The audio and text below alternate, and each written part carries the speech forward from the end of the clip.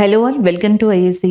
ఈ వీడియోలో daily current affairs discuss చేస్తున్నాం కదా. ఈ రోజు కూడా ఇంపార్టెంట్ కరెంట్ అఫైర్స్, వాటితో పాటుగా one liner current affairs, static GK and మీకున్న డౌట్స్ అండ్ ఈ రోజు ఒక స్కీమ్ ని కూడా మనకి స్టూడెంట్స్ అడిగారు. స్కీమ్ కూడా ఒకటి కావాలి అని స్కీమ్ ని కూడా ఎక్స్ప్లెయిన్ చేయడం జరిగింది. సో అలాగే ఎంసీక్యూస్ కూడా. ఫస్ట్ కరెంట్ అఫైర్ డిస్కస్ చేద్దాం. సో ఇక్కడ current affair Jharkhand chief minister కి సంబంధించింది. ఆల్రెడీ నిన్న కమెంట్స్ లో కూడా ఒక స్టూడెంట్ అడిగుండే మనం డిస్కస్ చేసాం కూడా. జార్ఖండ్ చీఫ్ మినిస్టర్ హేమంత్ సోరెన్ ఉన్నారు కదా, ఆయన రిజైన్ చేశారు ఆయన పదవికి. సో ఆయన ప్లేస్ లో ఇప్పుడు చంపై సోరెన్ అనే పర్సన్ ముఖ్యమంత్రి కాబోతున్నారు. దీనికి సంబంధించిన ఒకసారి డీటెయిల్స్ అనేవి చూద్దాం. మనకి టాపిక్ వచ్చేటప్పటికి జార్ఖండ్ చీఫ్ మినిస్టర్ కి సంబంధించిన టాపిక్ ఇది. జార్ఖండ్ చీఫ్ మినిస్టర్ గా హేమంత్ సోరెన్ గారు అనే పర్సన్ ఉన్నారనమాట. సో ఈయనకి సంబంధించి కొన్ని ఎలిగేషన్స్ వచ్చాయి అండ్ దానివల్ల ఈయన ఈడీ దగ్గర కూడా మనకి ప్రెజెంట్ అవడం జరిగింది నిన్న. దాని తర్వాతే ఆయన గవర్నర్ దగ్గరికి వెళ్ళి ఆయన రెసిగ్నేషన్ ఇవ్వడం జరిగింది. అండ్ ఇది అక్కడ మనకి మెయిన్ థింగ్. ఆయన పైన వచ్చిన ఆరోపణలు కావచ్చు, ఎలిగేషన్స్ కావచ్చు, ఈ దృష్ట్యా ఆయనకి విచారణకి వెళ్ళడం, ఈడీ దగ్గరికి విచారణకి వెళ్ళడం కావచ్చు, లేకపోతే నెక్స్ట్ వచ్చేటప్పటికి మిగతా ప్రాబ్లమ్స్ వల్ల ఆయన రాజీనామా చేశారు. ఇప్పుడు ఆయన ప్లేస్ లో జార్ఖండ్ యొక్క చీఫ్ మినిస్టర్ గా చాంపై సోరెన్ అనే పర్సన్ రాబోతున్నారనమాట. అదే ఈ current affair. Next one, Jharkhand యొక్క గవర్నర్ గా ప్రెసెంట్ మనకి రాధాకృష్ణ గారు అనే పర్సన్ ఉన్నారు. జార్ఖండ్ లో మనకి పాలము టైగర్ రిజర్వ్ అనేది చాలా ఇంపార్టెంట్. అంతేకాదు భారతదేశంలో ఫస్ట్ ఎలిఫెంట్ రిజర్వ్, మొట్టమొదటి ఏనుగుల సంరక్షణ కేంద్రం కూడా జార్ఖండ్ లోనే ఏర్పడింది. దాని పేరు సింగ్బమ్ ఎలిఫెంట్ రిజర్వ్ గా చెప్పొచ్చు. జార్ఖండ్ లో ఇంపార్టెంట్ నేషనల్ పార్క్ వచ్చేటప్పటికి బెత్లా నేషనల్ పార్క్ అని చెప్పేసింది. That is a important national park in Jharkhand area.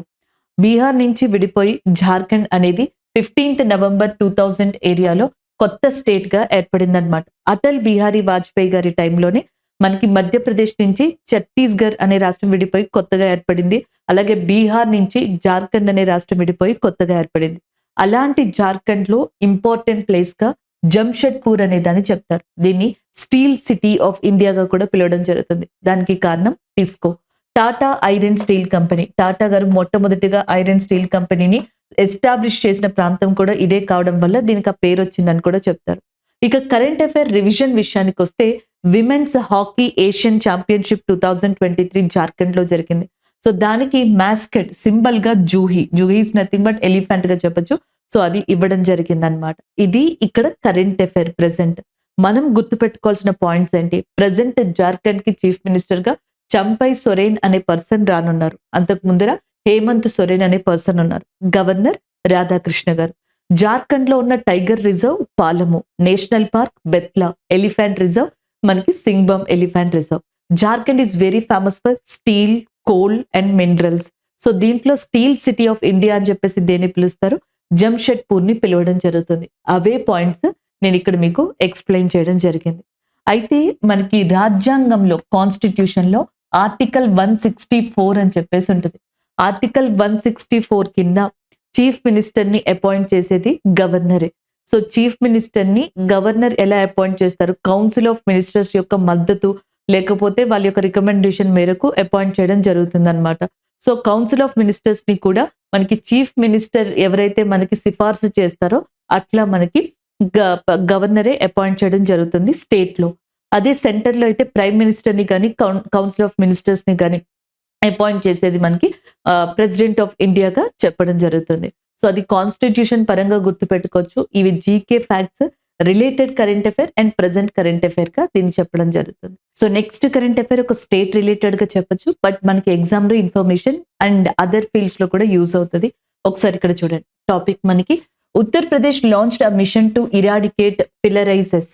So మనకి ఏదైతే బోధకాలు అని చెప్పేసి అంటాం చూసారా, సో దీని వ్యాప్తిని అరికట్టడానికి ఉత్తరప్రదేశ్ ప్రభుత్వం అతి త్వరలో మనకి ఒక కార్యక్రమాన్ని లాంచ్ అయిపోతుంది, ఒక పథకాన్ని లాంచ్ అయిపోతుంది అనమాట. అదే ఇక్కడ కరెంట్ అఫైర్ గా చెప్పొచ్చు. అలాగే నెక్స్ట్, ఉత్తరప్రదేశ్ లో దాదాపుగా 51 జిల్లాల్లో దీని వ్యాప్తి ఎక్కువగా ఉందంట. In Uttar Pradesh 51 districts are severely affected by this filariasis గా చెప్తున్నారు. 2027 is a target year for government of India. బోధకాలు వ్యాప్తిని నిర్మూలించాలి అనేది, ఈ డిసీజ్ ని మనకి కంప్లీట్ గా అరికట్టాలి అనేది government of India year target ఎంత అంటే 2027 గా చెప్తున్నారు.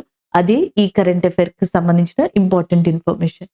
అయితే ఇండియన్ గవర్నమెంట్‌కి చాలా టార్గెట్స్ ఉన్నాయి ఇలాగ. For example TB. So, TB అనే డిసీజ్‌ని ఇండియాలో మనకి అరికట్టాలి అని చెప్పేసి గవర్నమెంట్ ఆఫ్ ఇండియా గోల్‌గా పెట్టుకున్న ఇయర్ ఏది అంటే 2025 అది లక్ష్యంగా పెట్టుకుందనమాట. ఆ ఇయర్ కల్లా టీబీ వ్యాధిని అరికట్టాలి అని చెప్పి. Next one malaria. మలేరియా వ్యాధిని నుంచి భారతదేశంలో ప్రజల్ని 2027 కల్లా ఫ్రీ చెయ్యాలి. 2030కి ఆ వ్యాధినే లేకుండా చేసేయాలి అనేది గవర్నమెంట్ ఆఫ్ ఇండియా యొక్క టార్గెట్. దానికి సంబంధించింది. ఎయిడ్స్ వ్యాధిని నుంచి భారతదేశంలో ఉన్న ఎవరైతే ప్రజలు ఉన్నారో వాళ్ళని కాపాడాలి, ఫ్రీ చేయాలి అనేది 2030 government of India target. Sickle cell anaemia blood cells కి సంబంధించింది. ఇది 2047 టార్గెట్ గా పెట్టుకుంది గవర్నమెంట్ ఆఫ్ ఇండియా. కుష్టి వ్యాధి అంటాం కదా, లెప్రసీ 2027 టార్గెట్ గా పెట్టుకుంది గవర్నమెంట్ ఆఫ్ ఇండియా. కాలా అజార్ బ్లాక్ ఫీవర్ 2023 టార్గెట్ గా పెట్టుకుంది. And the next one road accidents 50% decrease అవ్వాలి అని చెప్పేసి మనకి 2024 టార్గెట్ గా పెట్టుకోవడం జరిగింది. ప్రెసెంట్ కాలా అజారా ఫీవర్స్ ఏమి అండ్ రీసెంట్ గా ఎక్కువగా నమోదు అవ్వలేదండి ఇండియాలో. బట్ ఇది ఇంకా టార్గెట్ రీచ్ అయ్యామా లేదా అనేది ఇండియా అఫీషియల్ గా డిక్లేర్ చేయలేదు. బట్ ఇవి మాత్రం మనకి టార్గెట్ ఇయర్స్ గా చెప్పొచ్చు. ఎప్పుడెప్పుడు ఏంటి అని. ఇలాంటి టార్గెట్ ఇయరే 2027లో ఏది ఇలాంటి టార్గెట్ ఇయరే 2027లో ఏది అని అడిగితే so that is nothing but మనకి చెప్పినట్టుగా ఫిలరీసిస్ గా చెప్పొచ్చు అనమాట. బోధకాలకి సంబంధించి ఆ రిలేటెడ్ కరెంట్ అఫైర్ ఇది. So next current affair sports కి సంబంధించిందిగా చెప్పొచ్చు. ఖేలో ఇండియా యూత్ గేమ్స్ కి సంబంధించినవి. Khelo India youth games 6th edition. ఇప్పుడు 2024లో జరుగుతున్నవి 6th ఎడిషన్ గా గుర్తుపెట్టుకోవాలి. అవి మనకి ఎక్కడ జరిగాయి? తమిళనాడులో జరిగాయి. తమిళనాడులో 3 ప్లేసెస్ లో దీన్ని నిర్వహించారు. చెన్నై, మధురై, తిరుచి ప్రాంతాల్లో. మెయిన్ గా చెన్నైలో ఎక్కువగా ఈ ఫస్ట్ హాఫ్ కావచ్చు, ఫస్ట్ గేమ్స్ అన్ని కూడా మనకి చెన్నైలో నిర్వహించడం జరిగింది. ఇంకొన్ని మనకి మధురై, తిరుచిలో కూడా నిర్వహించారు. అయితే ఈ 6th edition Khelo India games complete అయినాయి. అండ్ ఈ గేమ్స్ లో 2024లో ఈసారి టాప్ గా నిలిచింది మహారాష్ట్ర స్టేట్. సో దానికి సంబంధించిన కరెంట్ అఫైర్ ఇది. అసలు మనకి ఖేలో ఇండియా యూత్ గేమ్స్ ఢిల్లీలో ఫస్ట్ స్టార్ట్ అయ్యాయి. దాని తర్వాత 2nd edition Pune, 3rd one Guwahati Assam, 4th one Panchkula Haryana, 5th one Bhopal in Madhya Pradesh, 6th one వచ్చేటప్పటికి ఇప్పుడు మనకి ఎక్కడ జరిగింది అంటే తమిళనాడులో జరిగింది. అలాగే నెక్స్ట్ ఇక్కడ చూడండి. ఇక్కడికి వచ్చేటప్పటికి దీని యొక్క మాస్కెట్ సింబల్ వచ్చేటప్పటికి వీరమాంగై అనేది సింబల్ గా ఎంచుకున్నారు ఈ గేమ్స్ కి. వీరమాంగై అనేది ఎవరు అంటే రాణి వేలు నచియార్. సో మనకి ఈమె ఒక స్వతంత్ర అంటే క్వీన్ తో పాటుగా బ్రిటిషర్స్ ని కూడా ఎదిరించిన వ్యక్తిగా చెప్పొచ్చు రాణి వేలు నచియార్. సో ఈమె యొక్క ఏదైతే రిప్రజెంటేషన్ ఉంటుందో దాన్ని మనకి మాస్కెట్ గా వీరమాంగైగా పెట్టడం జరిగింది అనమాట. దీంట్లో ఈ ఖేలో ఇండియా యూత్ గేమ్స్ లో 2024లో ఫస్ట్ వచ్చిన స్టేట్ ఏది అంటే మహారాష్ట్ర, 2nd వచ్చిన స్టేట్ ఏది అంటే హర్యానా, అండ్ 3rd వచ్చిన స్టేట్ ఏది అంటే తమిళనాడుగా చెప్పడం జరుగుతుంది. సో ఇటువైపు చూడండి. ఈ ఖేలో ఇండియా యూత్ గేమ్స్ లో ఈసారి మనకి స్క్వాష్ అనే గేమ్ ని మనకి ఇంట్రడ్యూస్ చేయడం జరిగిందనమాట. దాంతో పాటుగా తమిళనాడు యొక్క మార్షల్ ఆర్ట్ అయిన సిలంబం అనే దాన్ని కూడా ఇంట్రడ్యూస్ చేశారు. ఎస్ఎస్సి లాంటి ఎగ్జామ్స్ లో, రైల్వేస్ లో కూడా మనకి మార్షల్ ఆర్ట్స్ ని ఎక్కువగా అడుగుతూ ఉంటారండి. డైరెక్ట్ క్వశ్చన్ వస్తుంది, అది ఏ స్టేట్ అని చెప్పేసి వస్తుంది. లైక్ కలరియ పట్టు అని చెప్పేసి ఒక మార్షల్ ఆర్ట్ ఉంది. ఇది మనకి ఏ స్టేట్ కి సంబంధించింది అంటే కేరళకి సంబంధించింది. సిలంబం అనేది ఏ స్టేట్ కి సంబంధించింది అంటే తమిళనాడుకి సంబంధించింది. హుయాన్ లాలూన్ అనేది మణిపూర్ కి సంబంధించిందిగా చెప్పొచ్చు అనమాట ఈ మార్షల్ ఆర్ట్. గట్కా అనేది పంజాబ్ కి సంబంధించిన మార్షల్ ఆర్ట్ గా చెప్పడం జరుగుతుంది. సో దీంట్లో సిలంబం అనే దాన్ని ఇప్పుడు ఖేలో ఇండియా యూత్ గేమ్స్ లో ఇంట్రడ్యూస్ చేయడం జరిగింది. అలాగే మనం నిన్న డిస్కస్ చేసుకున్నప్పుడు ప్రీవియస్ గాను ఖేలో ఇండియా వింటర్ గేమ్స్ గురించి కూడా డిస్కస్ చేసుకున్నాం. 2024లో ఖేలో ఇండియా వింటర్ గేమ్స్ అనేవి ఫస్ట్ హాఫ్ లడాక్ లో జరుగుతాయి అన్నమాట, లే అనే ప్రాంతంలో. నెక్స్ట్ పార్ట్ వచ్చేటప్పటికి జమ్మూ కాశ్మీర్ లోని గుల్మార్గ్ అనే ప్రాంతంలో జరుగుతాయి. దీనికి స్నో లెపర్డ్ మంచు చిరుతపులి అనే దాన్ని సింబల్ గా తీసుకోవడం, మాస్కట్ గా తీసుకోవడం కూడా జరిగింది. ఇది రివిజన్ ఆఫ్ కరెంట్ అఫైర్ గా గుర్తుపెట్టుకోవచ్చు. ఇది జీకే ఓరియంటెడ్ అండ్ ఇది ప్రెసెంట్ కరెంట్ అఫైర్ కి సంబంధించిన ఇంపార్టెంట్ ఇన్ఫర్మేషన్ గా చూడొచ్చు ఖేలో ఇండియా యూత్ గేమ్స్ కి సంబంధించి. సో నెక్స్ట్ కరెంట్ అఫైర్ చూడండి. Who has implemented the first brain chip in humans. So మనకి ఇటీవల ఫస్ట్ బ్రెయిన్ చిప్ అనే దాన్ని హ్యూమన్స్ లో ఇంప్లాంట్ చేసిన సంస్థ ఏది? మెటానా, ఓపెన్ ఏఐ, న్యూరాలింక్ అని చెప్పేసింది. సో ఆన్సర్ వచ్చేటప్పటికి option A is a correct answer, Neuralink. Neuralink is a startup company which is initiated in 2016. 2016లో ఇనిషియేట్ చేసిన ఒక స్టార్ట్అప్ కంపెనీనే న్యూరాలింక్ గా చెప్పొచ్చు అనమాట. సో దీని యొక్క ఫౌండర్ వచ్చేటప్పటికి again Elon Musk. Elon Musk దీని యొక్క ఫౌండర్ గా ఉన్నారనమాట. అయితే ఈ బ్రెయిన్ చిప్ యొక్క మెయిన్ ఉద్దేశం what is the main motto of brain chip అని అడిగితే that is nothing but link. ఆ బ్రెయిన్ చిప్ నేమ్ ఇప్పుడు లింక్ అని చెప్పేసి ఉంది. మోటో వచ్చేటప్పటికి బ్రెయిన్ కంప్యూటర్ ఇంటర్ఫేస్ అన్నమాట. సో వాళ్ళ యొక్క మోటో బ్రెయిన్ కంప్యూటర్ ఇంటర్ఫేస్ గా చెప్తున్నారు. ఇప్పుడు ఏదైతే బ్రెయిన్ చిప్ ని ఒక ఫస్ట్ హ్యూమన్ లోకి ఇంప్లాంట్ చేశారో సో దాన్ని లింక్ గా పిలుస్తున్నారు అనమాట. అంటే డైరెక్ట్ గా కంప్యూటర్ వరల్డ్ కి అండ్ మ్యాన్ బ్రెయిన్ కి కూడా ఇంటర్ఫేస్ గా కమ్యూనికేట్ అయ్యేందుకు. సో దీని వల్ల ఏంటి అంటే తర్వాత ఫర్దర్ గా మనకి పార్కిన్సన్స్ డిసీజెస్ లాంటివి దీని ద్వారా తగ్గించవచ్చు అని చెప్తున్నారు. అండ్ ఇంకా టెక్నాలజీ ద్వారా ఎక్కువగా మనం ఏమంటారు డిఫరెంట్ కైండ్ ఆఫ్ వరల్డ్స్ ని సృష్టించవచ్చు అని చెప్తున్నారు. ఐ మీన్ టెక్నాలజీ పరంగా. సో ఇవన్నీ కూడా దీంట్లో చెప్పడం జరుగుతుంది. బ్రెయిన్ కంప్యూటర్ ఇంటర్ఫేస్ అనేది దీని యొక్క ఉద్దేశం అన్నమాట. లింక్ అని చెప్పేసి ఈ ఫస్ట్ బ్రెయిన్ చిప్ ని పిలుస్తున్నారు. సక్సెస్ఫుల్ గా ఒక హ్యూమన్ బ్రెయిన్ లో దీన్ని ఇంప్లాంట్ చేశారంట. సో ఆ పేషెంట్ రికవర్ అవుతున్నారని కూడా చెప్పడం జరిగింది. ఇదంతా న్యూరాలింక్ కంపెనీ ద్వారా జరిగింది. Option A is the correct answer.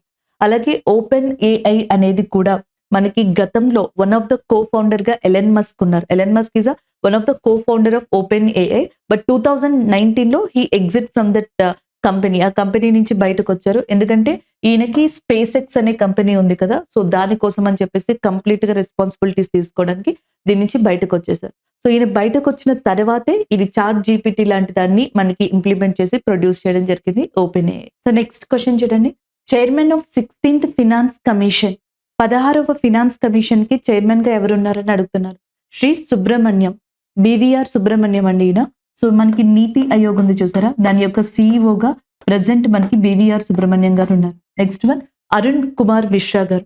ఈయన హ్యూమన్ రైట్స్ కమిషన్, జాతీయ మానవ హక్కుల కమిషన్ కి సంబంధించిన చైర్మన్ గా అరుణ్ కుమార్ మిశ్రా గారు ఉన్నారు. ఎన్కే సింగ్. ఎన్కే సింగ్ వచ్చేటప్పటికి 15th ఫినాన్స్ కమిషన్, 15వ ఆర్థిక సంఘానికి అధ్యక్షులు. 16th ఫినాన్స్ కమిషన్, 16వ ఫినాన్స్ కమిషన్ కి సంబంధించిన అధ్యక్షులుగా అరవింద్ పనగారియా గారు ఉన్నారు. According to that constitution and article 280. So మనకి రాజ్యాంగం ప్రకారం ఆర్టికల్ 280లో ఫినాన్స్ కమిషన్ కి సంబంధించిన ఆ ప్రొవిజన్ అనేది ఉందన్నమాట. ప్రతి 5 సంవత్సరాలకు ఒకసారి ఫినాన్స్ కమిషన్ అనేదాన్ని ప్రెసిడెంట్ ఆఫ్ ఇండియా ఏర్పాటు చేయడం జరుగుతుంది. President of India for every 5 years once and he or she will appoint finance commission members and finance commission chairman. Finance commission chairperson గా అరవింద్ పనగారియా గారు ఉన్నారు కదా. ఇది ఇప్పుడు న్యూస్ లోకి రావడానికి కారణం. సో దీంట్లో 4 full time మెంబర్స్ ఉన్నారనమాట. ఈ 4 full time మెంబర్స్ ని కూడా రీసెంట్ గా అపాయింట్ చేయడం జరిగింది. ఆ ఫుల్ టైమ్ మెంబర్స్ ఎవరు అనేది కూడా నేను ఇక్కడ మీకు మెన్షన్ చేశాను. ఒకటి Ajay Narayan Jha, and next Annie George Mathew, and Niranjan Rajadhyaksha, and next Soumya Kanti Ghosh. Soumya Kanti Ghosh, Niranjan Rajadhyaksha, and next Annie George, and next Ajay Narayan Jha. వీళ్ళ నలుగురు కూడా 4 full time మెంబర్స్ కింద మనకి రీసెంట్ గా అపాయింట్ అయ్యారు. వీళ్ళల్లో విమెన్ మెంబర్ ఎవరు అంటే అన్నీ జార్జ్ మాథ్యూ. ఇది కూడా అడగచ్చు, 4 కూడా విమెన్ మెంబర్సా అండ్ 2 విమెన్ మెంబర్స్ ఉన్నారా, మెజారిటీ విమెన్ మెంబర్స్ ఉన్నారా రీసెంట్ గా అపాయింట్ అయిన వాళ్ళలో, ఇలాంటి క్వశ్చన్స్ అడిగే ఛాన్సెస్ ఉన్నాయి. కాబట్టి అన్నీ జార్జ్ మాథ్యూ గారిని గుర్తుపెట్టుకోండి. వీళ్ళు 4 మెంబర్స్ అనమాట, full time members. Arvind Panagariya గారు చైర్పర్సన్ గా ఈ 16th ఫినాన్స్ కమిషన్ కి సంబంధించి ఉన్నారు. ఎలక్షన్ కమిషన్ ఆఫ్ ఇండియాలో చీఫ్ ఎలక్షన్ కమిషనర్ గా రాజీవ్ కుమార్ గారు ఉన్నారు. సో ఇవి ఓరియంటెడ్ గా మనం గుర్తు పెట్టుకోవాల్సిన మెయిన్ అంశాలు ఈ కరెంట్ అఫైర్ కి సంబంధించి. నెక్స్ట్ కరెంట్ అఫైర్ చూడండి. లఘుభాన్ జాతి ద్రవ్య క్రాయ్ అండ్ ఈ scheme has been launched in which state. సో మనకి ద్రవ్యకారి అనే స్కీమ్ ని రీసెంట్ గా ఏ స్టేట్ లాంచ్ చేసిందని అడుగుతున్నారు. Jharkhand, Rajasthan, Chhattisgarh, Odisha. Answer Odisha. Odisha chief minister Naveen Patnaik గారు దీన్ని లాంచ్ చేశారు. ఒడిస్సా కావచ్చు, జార్ఖండ్ కావచ్చు, ఛత్తీస్గఢ్ ఇవన్నీ కూడా ట్రైబల్ ఓరియంటెడ్ స్టేట్స్ అని, గిరిజన జాతి ప్రజలు ఎక్కువగా ఉండే రాష్ట్రాలు ఇవి. అందులో ఎస్పెషల్లీ ఒడిస్సాలో కూడా మనకి ట్రైబల్ పాపులేషన్ ఎక్కువే. అయితే ఈ ట్రైబల్ పాపులేషన్ కి సంబంధించి ఒక బెనిఫిట్ ఉండేలాగా ఈ స్కీమ్ ని తీసుకొచ్చారనమాట. ఈ స్కీమ్ ప్రకారం ఏంటంటే మైనర్ ఫారెస్ట్ ప్రొడక్ట్స్, మనకి అడవుల నుంచి వచ్చే ఉత్పత్తుల్లో మైనర్ ప్రొడక్ట్స్ ఏవైతే ఉంటాయో వాటికి సంబంధించి కనీస మద్దతు ధర, మినిమం సపోర్టింగ్ ప్రైస్ అనేదాన్ని తీసుకొస్తున్నారు. సో దీని వల్ల ఏమవుతుంది అంటే మైనర్ ఫారెస్ట్ అంటే ఒక అడవిలో మనకి మేజర్‌గా మార్కెట్‌లోకి ఎళ్ళేవి ఉంటాయి. అండ్ మైనర్‌గా అవసరమయ్యేవి కూడా ఉంటాయి. అప్పుడేమవుతది మైనర్‌గా అవసరమయ్యేవి చాలా తక్కువ సంఖ్యలో ఉంటాయి కాబట్టి, చాలా తక్కువ అవసరం ఉంటాయి కాబట్టి, దీని మీద ఎక్కువగా ట్రైబల్ అనేవాళ్ళు కాన్సంట్రేట్ చేయరు. సో, కాన్సంట్రేట్ చెయ్యరు. అండ్ దీనికి కారణం ఏంటి అంటే, అవి తక్కువగా యూజ్ చేస్తారు. వీళ్ళు తీసుకెళ్ళినా దాన్ని ఎవరైనా కొంటారో, కొనరో తెలీదు. దానికి పర్ఫెక్ట్‌గా కాస్ట్ అలానే ఉంటదో, ఉండదో తెలీదు. ఇయన్నీ డౌట్స్ ఉంటాయి. దీనివల్ల స్లోగా దీంట్లో ఉండే ఇంట్రెస్ట్ అనేది కావచ్చు, పర్సెంటేజ్ ఆఫ్ పీపుల్ పార్టిసిపేషన్ అనేది తగ్గిపోతది. కానీ దీనికి అంటూ ఒక కనీస మద్దతు ధర, అంటే మీరు ఈ ప్రొడక్ట్స్ తీసుకొస్తే మీకింత వస్తది అని చెప్పేసి ఒక ఫిక్స్డ్ రేట్ అనేది ఉంది అనుకోండి. సో, ఇక్కడ మనకి ఏదైతే ఫారెస్ట్ ప్రొడక్ట్స్ తీసుకొచ్చే వాళ్ళుంటారో, సో, వాళ్ళ సంఖ్య కూడా మనకి మెయింటైన్ అవుతా ఎళ్తా ఉంటది. దీనివల్ల ట్రైబల్ పాపులేషన్‌కి ఎకనామిక్ పరంగా సపోర్ట్ చేసినట్టుంటది. ఈ మైనర్ ప్రొడక్ట్స్ ఏవైతే ఉంటాయో, అవి మనకి మార్కెట్‌లో సప్లై అయ్యేలాగా ఆ 2 విధాలుగా కూడా బావుంటది. అందుకని చెప్పేసి మినిమమ్ సపోర్టింగ్ ప్రైస్, కనీస మద్దతు ధర, దీన్ని యాక్చువల్‌గా ఇండియన్ గవర్నమెంట్ మనకి అగ్రికల్చర్ క్రాప్స్‌కి సంబంధించి యూజ్ చేస్తా ఉంటది రైతుల కోసం. అయితే ఇప్పుడు ఈ లఘుబాన్ జాతి ద్రవ్య క్రాయ్ అనే దాని ద్వారా ఒడిస్సా గవర్నమెంట్ ఫారెస్ట్ ప్రొడక్ట్స్ కోసం అని చెప్పేసి, అది కూడా మైనర్ ఫారెస్ట్ ప్రొడక్ట్ కోసం అని చెప్పేసి రీసెంట్‌గా లాంచ్ చేయడం జరిగింది. ఆప్షన్ ఏ అనేది ఇక్కడ కరెక్ట్ ఆన్సర్ అవుతుంది. సో, నెక్స్ట్ కరెంట్ అఫైర్ చూడండి. Gas authority of India limited has signed an agreement with which country to buy liquefied natural gas for 10 years అని చెప్పేసి అడుగుతున్నారు. Russia, UAE, Egypt and Saudi Arabia. రీసెంట్‌గా UAE తోటి మనకి gas authority of India limited అనేది ఒక ఒప్పందాన్ని కుదుర్చుకోవడం జరిగింది. 10 ఇయర్స్ వరకు ఎల్ఎన్‌జీ అనేది సరఫరా అయ్యేటట్టుగా అక్కడి నుంచి మనకి ఈ ఒప్పందాన్ని కుదుర్చుకోవడం జరిగిందనమాట. ఆప్షన్ బి ఏదైతే ఉందో అది కరెక్ట్ ఆన్సర్ అవుతుంది. నెక్స్ట్ వన్ చూద్దాం. So, next current affair. Who has been appointed as the first women chief secretary of Uttarakhand. ఉత్తరాఖండ్‌కి సంబంధించి ఫస్ట్ విమెన్ చీఫ్ సెక్రటరీగా ఎవరు అపాయింట్ అయ్యారు రీసెంట్‌గా అని అడుగుతున్నారు. రుచిరా కాంబోజ్. రుచిరా కాంబోజ్ గారు వచ్చేటప్పటికి మనకి యునైటెడ్ నేషన్‌కి సంబంధించి పర్మనెంట్ రిప్రజెంటేటివ్ ఫ్రమ్ ఇండియాగా చెప్పొచ్చనమాట. అండ్ నెక్స్ట్ వచ్చేటప్పటికి ప్రీతి రజక్ గారు. ఈమె షూటర్, స్పోర్ట్స్ పర్సన్. అయితే ఫస్ట్ విమెన్ సుబేదార్‌గా అపాయింట్ అయ్యారు ఈమె. నెక్స్ట్ రాధా రతోరి. సో, రాధా రతోరి గారు ఎవరైతే ఉన్నారో and she has been appointed as the first women chief secretary of Uttarakhand. So, మనం డైలీ నిన్నటి నుంచి వన్ లైనర్ కరెంట్ అఫైర్స్‌ని కూడా యాడ్ చేశాం కదా! ఆ వన్ లైనర్ కరెంట్ అఫైర్స్‌లో చూడండి. ఒకటి ఆల్పైన్ గ్లో అనేది న్యూస్‌లో ఉంది. ఆల్పైన్ గ్లో అంటే అర్థం ఏంటంటే illumination of mountain slopes by the sun. సూర్యుడి యొక్క ఏదైతే మనకి వెలుగు అనేది పడతదో మౌంటైన్స్ యొక్క స్లోప్స్ మీద, వాలు మీద, దానివల్ల మౌంటైన్స్ కనిపించే దానికన్నా ఇంకా ప్రకాశవంతంగా కనిపిస్తాయంట. సో, దానిని ఆల్పైన్ గ్లో అని చెప్పేసి అంటారు. ఈ కాన్సెప్ట్ ఇంకా ఇంప్రూవైజేషన్‌లోకి రావాల్సింది. అయితే రీసెంట్‌గా ఇంటర్నేషనల్ స్పేస్ స్టేషన్ నుంచి లోరా హారా అనే ఒక ఆస్ట్రోనాట్ దీని గురించి ప్రస్తావించారు. సో, జస్ట్ ఆమె డిస్కషన్‌కి తీసుకొచ్చారు. దానివల్ల ఇది న్యూస్‌లోకి రావడం జరిగింది. జస్ట్ మీరు తెలుసుకుంటారన్న ఉద్దేశంతో ఇక్కడ నేను మెన్షన్ చేశాను. And the next one, Marathe military landscape. Already మీకు తెలిసిన కరెంట్ అఫైరే. బట్ రివిజన్‌కి యూజ్ అవుతుంది. ఒకసారి మళ్ళీ ఈ మధ్యన న్యూస్‌లో ఎక్కువగా కనిపిస్తుంది కాబట్టి, సో, నిన్న కూడా ఒక డిస్కషనబుల్ టాపిక్‌గా ఇది మనకి న్యూస్‌లో కనిపించింది. ఇక్కడ ఇచ్చాను. సో, మనకి యునెస్కో యొక్క వరల్డ్ హెరిటేజ్ సైట్స్ అంటాం కదండీ! ప్రపంచ వారసత్వ ప్రదేశాలు. అవి ఇండియాలో 42 ఉన్నాయి. లాస్ట్ ఇయర్ రెండిటిని రికగ్నైజ్ చేశారు. ఒకటొచ్చేటప్పటికి శాంతినికేతన్ అనే దాన్ని అండ్ ఇంకొకటి హోయసాల టెంపుల్స్‌ని రికగ్నైజ్ చేశారు. Previously we have 40 UNESCO world heritage sites in India and because of Shantiniketan and Hoysala recognition and there are at present 42 UNESCO world heritage sites in India. Present ఇప్పుడు మనకి 42 UNESCO వారసత్వ ప్రదేశాలు ఇండియాలో ఉన్నాయి. అయితే 2024-25కి యునెస్కో రికగ్నైజేషన్ చేయడానికి ఈ వరల్డ్ హెరిటేజ్ సైట్ లిస్ట్‌లో మరాఠా మిలిటరీ ల్యాండ్‌స్కేప్ అనే దాన్ని కూడా ప్రవేశపెట్టారు. Chhatrapati Shivaji the father of Indian నేవీగా కూడా పిలువబడతారు. భారతీయ నేవీకి పితామహుడిగా కూడా మనకి పిలువబడే వ్యక్తి ఛత్రపతి శివాజీ గారు.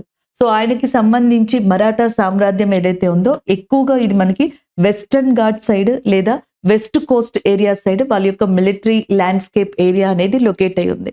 ఎస్పెషల్లీ మహారాష్ట్ర దగ్గర. మహారాష్ట్ర దగ్గర మనకొక ఐలాండ్ ఉంది. దాని పేరు Salsette island. The most populated island in India. భారతదేశంలో అత్యధికమైన జనాభా గల ద్వీపం ఏది అంటే సాల్సెటీ ఐలాండ్. ఒకప్పుడు మరాఠా మిలిటరీకి one of the favourite place కూడా అంట ఇది.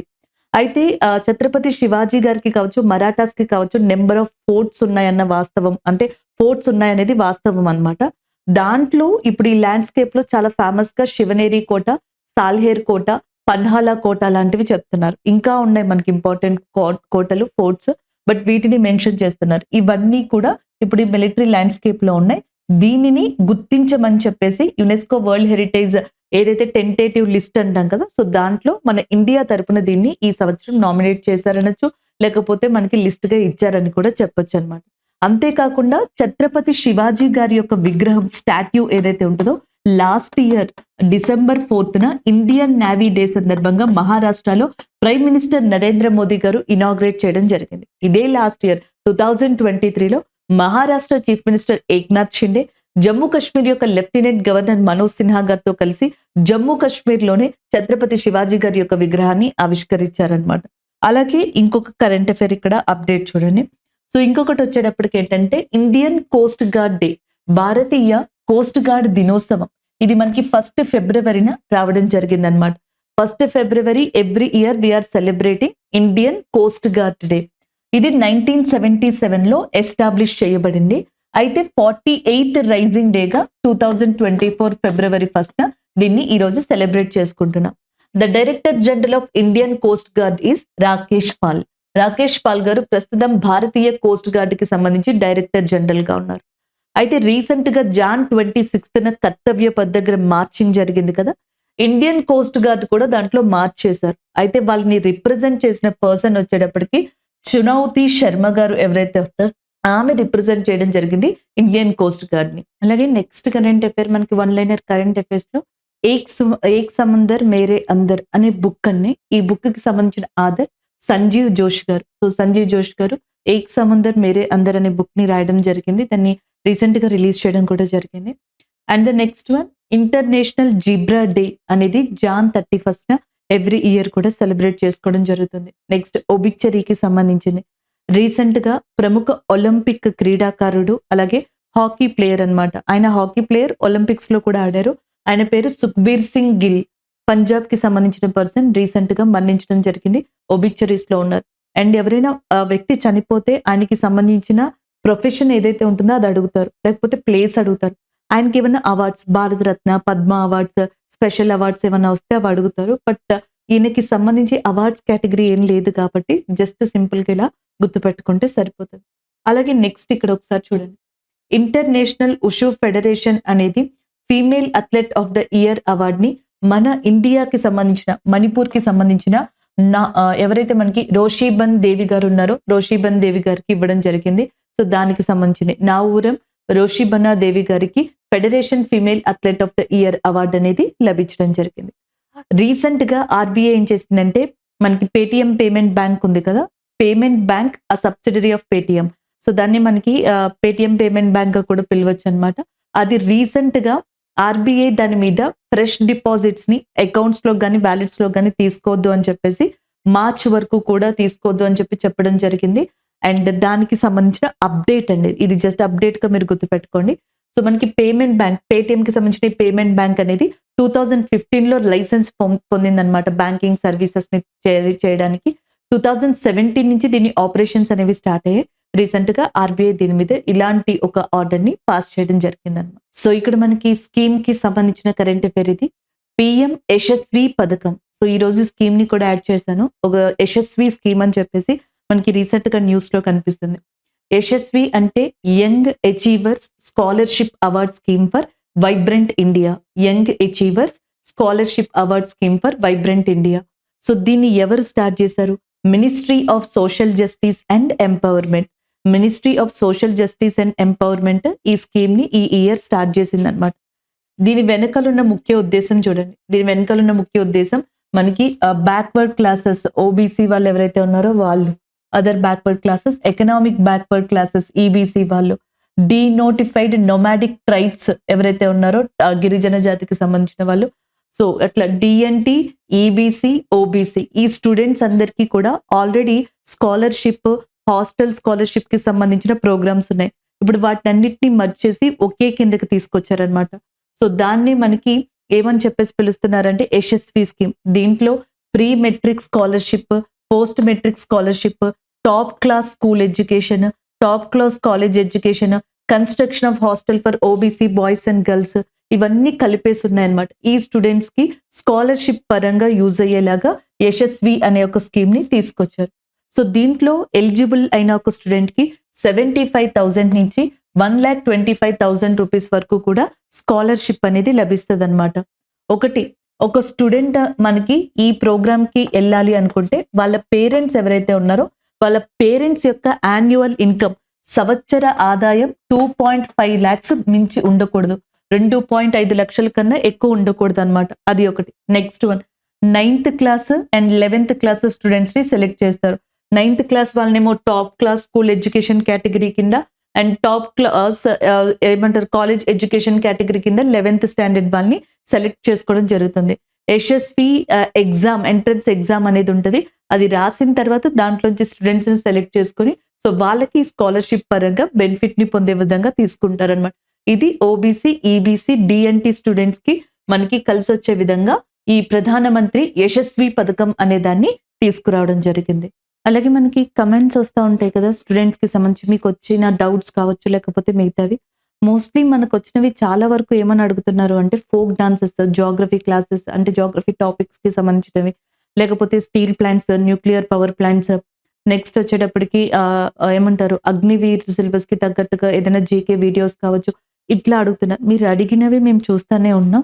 సో, మనం నెమ్మదిగా ఒక్కొక్క వీడియోని అప్‌లోడ్ చేయడానికి ట్రై చేస్తాం. ఎందుకంటే ఒక పక్కన మీకు కరెంట్ అఫైర్స్, ఇంకొక పక్క మనకి ఇయర్లీ కరెంట్ అఫైర్స్ ప్రాజెక్ట్ కూడా మనం చేస్తా ఉన్నాం కాబట్టి కొంచెం స్లోగా మీకు అప్‌లోడ్ అవుతా ఉంటాయి. మీరు టాపిక్స్ పెట్టినవన్నీ నెగ్లెక్ట్ చేయట్లేదండి. చూస్తున్నాం అండ్ వీలైనంత త్వరగా ఒక్కొక్కటి అప్‌లోడ్ చేయడానికి కూడా ట్రై చేస్తాం. Most of the current affairs మీకు కావాల్సి ఏ టాపిక్స్ మీదైతే డౌట్స్ ఉన్నాయో, లేకపోతే ఏ టాపిక్ వినాలనుకుంటున్నారో వాటి మీద కింద కమెంట్స్ ఉన్నాయి. యాస్ సూన్ యాస్ పాసిబుల్ వాటి మీద కూడా వీడియో చేయడానికి ట్రై చేస్తాం. అయితే ఇక్కడ జీడీపీ గ్రోత్ రేట్ 6.5% కరెక్టే. నేను 6.7% అని చెప్పాను నిన్న. ఎంసీక్యూలో ఐఎంఎఫ్‌కి సంబంధించి ఇండియా ప్రొజెక్షన్ గ్రోత్ రేట్ మనకి 6.5% అది 6.7% కాదు. జార్ఖండ్ చీఫ్ మినిస్టర్ చంపై సోరెన్ రీసెంట్‌గా మారారు. మనం కరెంట్ అఫైర్ చెప్పుకునే టైంకి డిక్లేర్ కాలేదు కాబట్టి నేను అఫీషియల్‌గా దాన్ని అనౌన్స్ చేయలేదు. సో, ఇప్పుడు అయ్యింది కాబట్టి మన ఫస్ట్ కరెంట్ అఫైర్ కూడా అదే మనం డిస్కస్ చేసాం. నెక్స్ట్ స్కీమ్ గురించి చెప్పమన్నారు. యశస్వి స్కీమ్ అనేది ఈ రోజు మనం ఇంక్లూడ్ చేయడం జరిగిందండి. ఇంకొక పర్సన్ మనకి Mahatma Gandhi national rural employment guarantee scheme గురించి అడిగారు. అది మనకి రేపటి కరెంట్ అఫైర్‌లో డిస్కస్ చేద్దాం ఆ స్కీమ్‌కి సంబంధించి కూడా. సో, మీకు ఏ కమెంట్‌కి డౌట్స్ ఏమన్నా ఉన్నా బై మిస్టేక్ నేను ఏదైనా మీకు మిస్ మ్యాచ్ అయ్యే ఇన్ఫర్మేషన్ చెప్పినా, లేదు మీకు ఈ కంటెంట్ అనేది కొంచెం ప్రాబ్లమాటిక్‌గా ఉందని అనిపిస్తున్నా కింద కమెంట్ చేస్తా ఉంటే కమ్యూనికేషన్ అనేది ఉంటది కాబట్టి సో, దాన్ని బట్టి మనం ఈజీగా మీ ప్రాబ్లమ్స్‌ని సార్ట్ ఔట్ చేయడానికి బావుంటది. కింద కమెంట్ చేయండి. మీకు అట్లాంటి డౌట్స్ సబ్జెక్ట్ పరంగా ఏమున్నా సరే. సో, నెక్స్ట్ రివ్యూ అనేది చూద్దాం. సో, ఈరోజు మనం కరెంట్ అఫైర్స్‌లో ఒకటి జార్ఖండ్ చీఫ్ మినిస్టర్‌కి సంబంధించిన కరెంట్ అఫైర్‌ని డిస్కస్ చేద్దాం. నెక్స్ట్ యూపీ బోధకాలకి సంబంధించి ఫిలరైసిస్‌కి సంబంధించి ఒక స్కీమ్‌ని ఇంట్రడ్యూస్ చేయబోతుంది. దాని గురించి డిస్కస్ చేసాం. ఖేలో ఇండియా యూత్ గేమ్స్‌కి సంబంధించి మహారాష్ట్ర టాప్ వచ్చింది. దాని గురించి డిస్కస్ చేసాం. అలాగే దాంతో పాటుగా ఒక 8 వన్ లైనర్ కరెంట్ అఫైర్స్ ఏవైతే ఉంటాయో వాటిని డిస్కస్ చేసి టాప్ 5 ఎంసీక్యూస్ కరెంట్ అఫైర్స్ ఎంసీక్యూస్‌ని డిస్కస్ చేసాం. డౌట్ సెక్షన్‌లో కొన్ని డౌట్స్ ఏవైతే వచ్చాయో వాటిని డిస్కస్ చేసాం. అలాగే ఒక స్కీమ్‌ని కూడా మీకు ఇక్కడ చెప్పడం జరిగింది. సో, ఇవి ఈ రోజు మనం చెప్పుకున్న కొన్ని కరెంట్ అఫైర్స్ అండి. Thank you.